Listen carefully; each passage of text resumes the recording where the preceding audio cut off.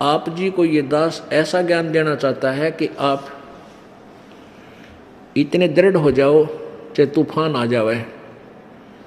ये नकली लोग चाहे 20 मिलना आपको, चाहे 100 मिल जाए आकर के कि तुम गलत साधना कर रहे हो, आप उनकी मानो नहीं, तब आपकी भक्ति चलेगी, तब आप पार होगे।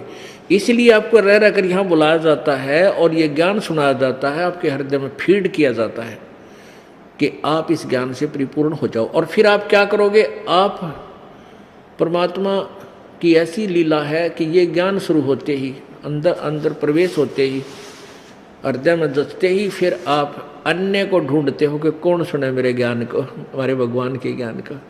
तो ऐसे ही एक विस्फोट होगा कुछ दिनों में, धीरे धीरे जनसाधारण को आप भी समझाओगे, सब धीरे धीरे ऐसे हम अपने ज्ञान का फैलाव करेंगे। सत्य सच्चाई, सच्चा ज्ञान है। तो इसलिए आपको बुलाया जाता है कि आप परमात्मा से परिचित हो जाओ दृढ़ता के साथ। अब जैसे ये क्रोथा कांड करवाया, इसका मुख्य कारण यही था कि उन नकली आचार्यों की पोल खुल गई।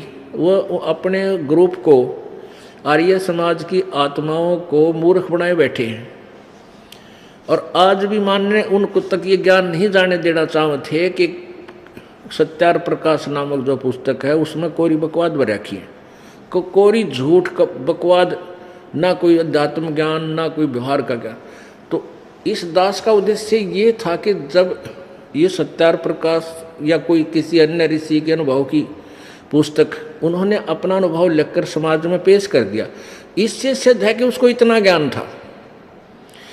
और ये दास ये चाहता है कि पहले आप उन्हीं के ज्ञान से परिचित हो जाओ। वो तुम्हें के दे के जा रहे हैं और अपने वेद, वो खजाना क्या बता रहे हैं, इन दोनों से तुलना होने से तुम वहाँ से हट पाओगे। और कोई दास का उद्देश्य किसी की आलोचना करना नहीं है। और आलोचना वो होती है झूठी कपटी कपट करे, और जो कि तो पढ़ कर सुनावा, लिख लिखे, फोटो कॉपी करके दिखावा, फिर भी नहीं माने हुए। तो वो थे वो नकली व्यक्ति जो समाज के शत्रु हैं। वो नहीं, उन्होंने कोई किसी से लेना देना नहीं, भगवान से ना समाज से। वो तो अपना उल्लू सीधा रखा है कि तुम्हारा पद बरकरार रहे, दुनिया को गुमराह करें। तो उन्होंने ये चाल चली थी, और जिसके कारण उसने इन्होंने मुख्यमंत्री जी भी उसी ग्रुप का बन गया। इनका बैड लक, इस मुख्यमंत्री का दुर्भाग्य कि वो इसे मौके में आ गया जब ये कुश्ती शुरू हो रही थी। ये है संतों की ज्ञान की लड़ाई, और इसने बीच में वो कबड्डी खेल दिया कि उनके बैक आए माँ के। इन झूठा ने इतना भ्रमित कर दिया उस मुख्यमंत्री जी को कि उसने इन झूठों को सच्चा मान लिया और क्रोथा कांड करा दिया। अब ये क्रोथा कांड होने से परमात्मा ने अपने बच्चों की ये देखना था कि जो बगीची हमने लाई है ये कितनी जड़ पकड़ेगी, ये कितनी मजबूत होगी या कच्ची है। तो एक भयंकर तूफान छोड़ा मालिक ने, उनके कर्म बिगड़ गए और हमारे भगत छट गए। यानी इतने तूफान में भी इतनी बकवाद, इतनी झूठी, तो अखबारों में भी, मीडिया में भी, इलेक्ट्रॉनिक मीडिया में भी इतनी झूठ बोल दी, और फिर भी हमारे भक्त टस से मस नहीं हुए और उससे अधिक बढ़कर अब उपदेश लेने आ रहे हैं। तो दास ये चाहता है कि आप इतने मजबूत हो जाओ कि किसी के तोड़े नहीं टूटे, तो फिर वो बाग फड़ा करे। उस हमारी दास की मेहनत सफल हुई। इतने बड़े भयंकर तूफान में भी एक भी टहनी भी ना टूटी मेरे बगीचे की। इस दास का, ये दास नौकर है, बगीचा उस कबीर भगवान का। आप उसके बूटे हो, पौधे हो, आप इतने मजबूत हो गए कि आप एक भी ना टूटा, बल्कि और आण लाग रहे हैं। दूर दूर तक इस तत्व ज्ञान से परिचित होकर वो पुण्यात्मा सैलाब की तरह उठकर आएंगे कुछ दिनों में, आप देख लेना।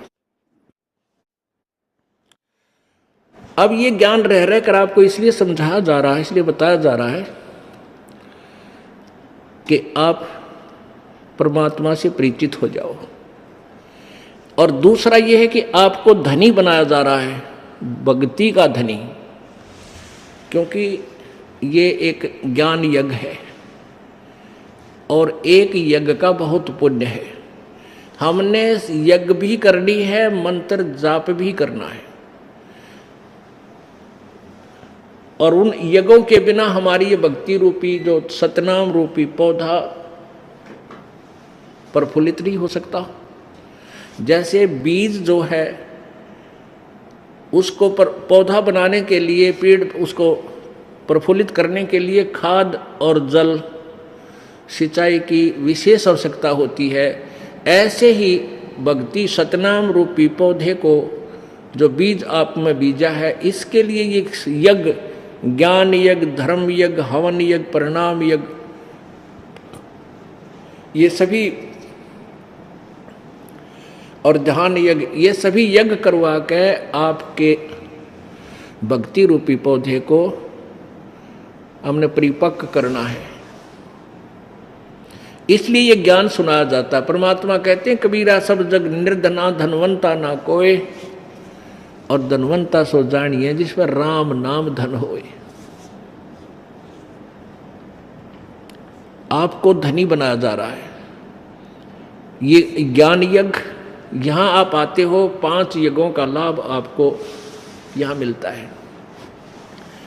और जब आप घर से चलते हो, अपने अपने घर से चलते हो, तो आपको वहां से यहां तक आने का भी बहुत यज्ञों का पुण्य होता है।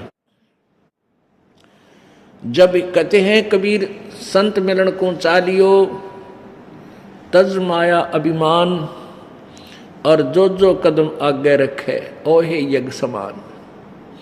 एक कदम आपके घर से यहाँ तक कितने कदम होते हैं, चाहे आप किसी में आते हो, किसी गाड़ी में आते हो, किसी तरह आते हो, लेकिन यहाँ कदमों का खेल है। एक कदम जो है एक यज्ञ के तुल्य है। एक यज्ञ का कितना पुण्य है कि 100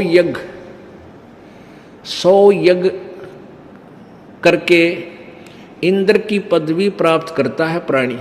स्वर्ग का राजा बन जाता 100 यज्ञ करने से। उन यज्ञों में से कैसे है कि 100 मन देसी घी एक ही बार प्रयोग करना होता है, एक बार की यज्ञ में, जिसमें हवन भी और धर्म भंडारा भी। अब जिसमें 100 मन देसी घी लगेगा तो बाकी आइटम कितनी लगेंगी, अंदाजा लगा लेना। तो ऐसे वो 100 यज्ञ करके इंद्र की पदवी प्राप्त करता है, इतना धनी हो जाता है। और आपको कितनी यज्ञ हम करा रहे हैं, एक धर्म यज्ञ, ज्ञान यज्ञ, प्रणाम यज्ञ, ध्यान यज्ञ, हवन यज्ञ और ये ज्ञान यज्ञ, इन सभी यज्ञों से आपको यानी परिपूर्ण किया जा रहा है, आपके द्वारा करवा के आपको धनी बनाया जा रहा है। अब हम यहाँ का ना इंद्र की पदवी प्राप्त करेंगे और न ही हम ब्रह्मलोक में जाएंगे, ना हम ब्रह्मा विष्णु महेश के लोक में जाएंगे, ना ही हम यहाँ का कोई पद पाएंगे, ना हमने राजा बनना है, ना महाराजा बनना है, हमने अपने यहाँ से पीछा छुटवाना है। तो ये धन आप कितने वीक हो चुके हो, चौथे युग में आ गए आप भ्रमते और भटकते, अपने पुण्यों को बर्बाद करते करते आप इतने कंगाल हो गए हो जिसकी गणना को नहीं। अब आपको फिर भक्ति उसी तरह जितने भक्ति शक्ति युक्त आप सतलोक से आए, जो आपके अंदर पुण्य थे, उतने ही पुण्य फिर तैयार करवाने पड़ेंगे आप में, तब आप सतलोक जा सकोगे। उन पुण्यों का हम यहाँ कोई हिसाब किताब यहाँ नहीं, कोई सुविधा नहीं ले गए। यहाँ की सुविधा हम यहाँ के पुण्य जितनी भी कमाई है यहाँ छोड़ देंगे, उसके शेष बची हुई कमाई जो है वो हमें सतलोक ले जाएगी। तो आपको धनी बनाने के लिए, सतलोक ले जाने के लिए हमारा मूल उद्देश्य है। यहाँ सांसारिक सुख जो आप मांगते हो, क्योंकि यहाँ पहले तो दुखी आत्मा आती है, मोक्ष तो बाद में ध्यान में आवा है, पहले इन संकटां से पीछा छूटा है। तो परमात्मा सबसे पहले आपके ये दुख निवारण करेगा।